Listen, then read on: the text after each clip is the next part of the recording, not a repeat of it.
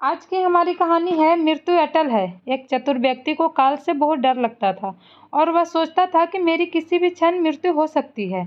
वह क्या करे। एक दिन उसे चतुराई सूझी और काल को ही अपना मित्र बना लिया। उसने अपने मित्र काल से कहा, मित्र तुम किसी को नहीं छोड़ते, किसी दिन तुम मुझे ही गाल के धर में लोगे। काल ने कहा, यह मृत्यु लोक है, जो आया है उसे मरना ही है। सृष्टि का यह शाश्वत नियम है, इसलिए मैं मजबूर हूँ, पर तुम मित्र हो इसलिए मैं जितनी रियायत कर सकता हूँ करूँगा। मुझे ही मुझसे क्या आशा रखते हो, साफ साफ कहो। व्यक्ति ने कहा, मित्र मैं इतना ही चाहता हूँ कि आप मुझे अपने लोक ले जाने के लिए आने से कुछ दिन पहले एक पत्र अवश्य लिख देना, ताकि मैं अपने बाल बच्चों को कारोबार की सभी बातें अच्छी तरह से समझा दूं और स्वयं भी भगवान भजन में लग जाऊं। काल ने प्रेम से कहा, यह कौन सी बड़ी बात है। मैं एक नहीं आपको 4 पत्र भेज दूंगा, चिंता मत करो। चारों पत्रों के बीच समय भी अच्छा खासा दूंगा, ताकि तुम सचेत होकर काम निपटा लो। वह व्यक्ति बड़ा ही प्रसन्न हुआ। सोचने लगा कि आज से मेरे मन से काल का भय भी निकल गया।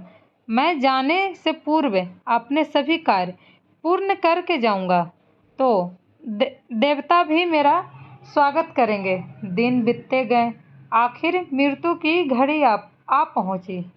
काल अपने दूतों सहित उसके समीप आकर बोला, मित्र अब समय पूरा हुआ, मेरे साथ चलिए। मैं सत्यता और दृढ़ता पूर्वक अपने स्वामी की आज्ञा का पालन करते हुए एक क्षण भी तुम्हें और यहाँ नहीं छोड़ूंगा। उस व्यक्ति के माथे पर बल पड़ गए, भ्रुकुटी तन गई और कहने लगा, धिक्कार है तुम्हारे जैसे मित्रों पर।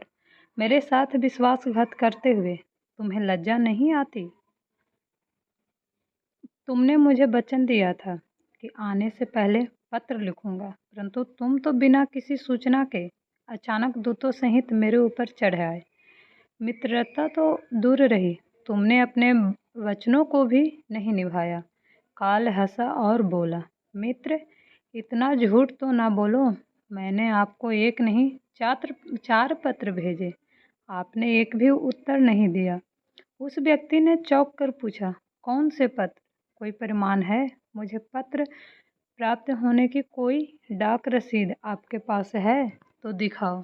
काल ने कहा, मित्र घबराओ नहीं, मेरे चारों पत्र इस समय आपके पास मौजूद है। मेरा पहला पत्र आपके सिर पर चढ़कर बोला, आपके काले सुंदर बाल, उन्हें सफ़ेद कर दिया और यह भी कहा कि सावधान हो जाओ, जो करना है कर डालो। बनावटी रंग लगाकर आपने अपने बालों को फिर से काला कर लिया और पुनः जवान बनने के सपनों में खो गए।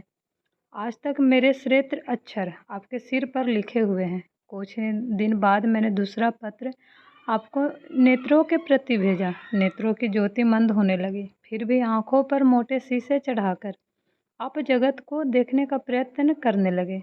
2 मिनट भी संसार की ओर से आंखें बंद करके ज्योति स्वरूप प्रभु का ध्यान मन में नहीं किया। इतने पर ही सावधान नहीं हुए तो मुझे आपकी दीन दशा पर बहुत तरस आया और मित्रता के नाते मैंने तीसरा पत्र भी भेजा। इस पत्र ने आपके दांतों को छुआ, हिलाया और तोड़ दिया।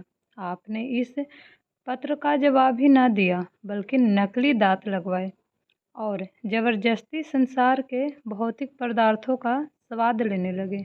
मुझे बहुत दुख हुआ कि मैं सदा इसके भले की सोचता हूँ और यह हर बार एक नया बनावटी रास्ता अपनाने को तैयार रहता है।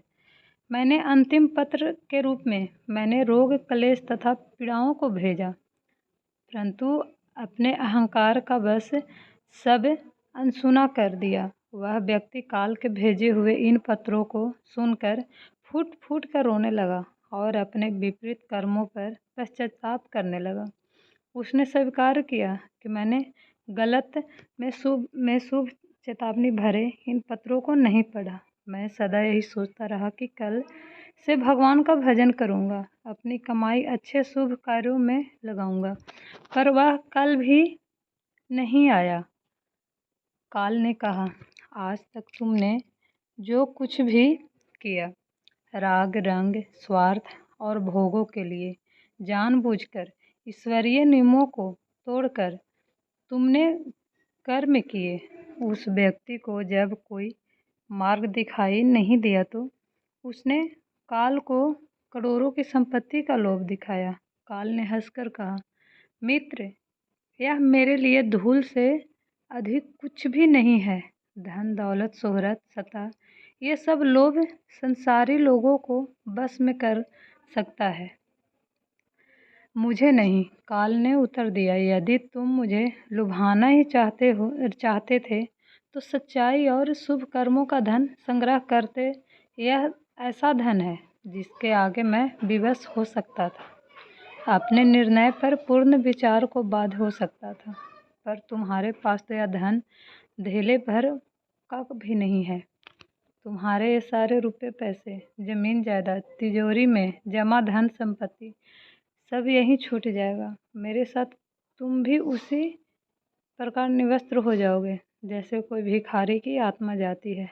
काल ने जब मनुष्य की एक भी बात नहीं सुनी तो वह हाय हाय करके रोने लगा। सभी संबंधियों को पुकारा, परंतु काल ने उसके प्राण पकड़ लिए और चल पड़ा अपने गंतव्य की ओर। एक ही सत्य है जो अटल है, वह है कि हम एक दिन मरेंगे जरूर। हम जीवन में जितनी दौलत जमा करेंगे, कितनी शोहरत पाएंगे, कैसी संतान होगी, यह सब अनिश्चित होता है, समय के गर्भ में छुपा होता है। परंतु हम मरेंगे एक दिन, बस यही एक ही बात का जन्म के साथ ही तय हो जाती है। समय के साथ उम्र की निशानियों को देखकर तो कम से कम हमें प्रभु परमेश्वर की याद में रहने का अभ्यास करना चाहिए। इसमें तो हर एक को, चाहे छोटा हो या बड़ा हो, सबको प्रभु परमेश्वर की याद में रहकर ही कर्म करने चाहिए। अगर आपको ये कहानी पसंद आए तो मेरे चैनल को लाइक एंड सब्सक्राइब ज़रूर कीजिएगा। Thank you so much.